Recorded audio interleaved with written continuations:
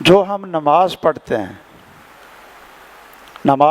ہیں وضو سے لے کر سلام پھیرنے تک جو کچھ ہم اللہ کے سامنے کھڑے ہوتے ہیں، اللہ سے مناجات کرتے ہیں، یہ نماز کیا ہے؟ مناجات ہے، یعنی اللہ سے باتیں کرتے ہیں، اپنا دکھڑا سناتے ہیں، اللہ سے اپنے گناہوں کی معافیاں مانگتے ہیں۔ نماز میں یہی کلمات ہیں نا، اور اللہ کی تعریفیں کرتے ہیں، لیکن صرف الفاظ پڑھتے ہیں۔ اکثر نمازیوں کو، اب پتہ نہیں کتنے فیصد ہوں گے، نماز کا ترجمہ نہیں آتا جو 5 وقت ہم پڑھتے ہیں، نماز کا ترجمہ نہیں آتا۔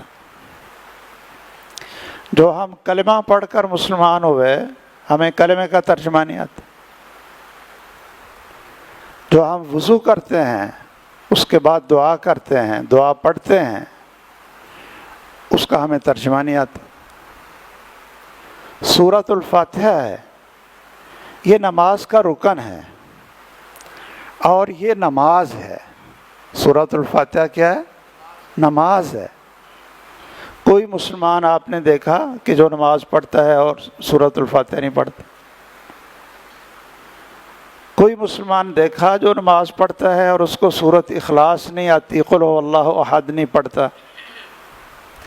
لیکن آپ ماشاءاللہ سمجھدار بھی ہیں، ماشاءاللہ بزرگ ہیں، مجھے یہ بتائیں کہ پکے نمازیوں میں کتنے فیصد ہوں گے کہ جن کو ان دعاؤں کی اور اس نماز کا ترجمہ اور سمجھ ہوگی؟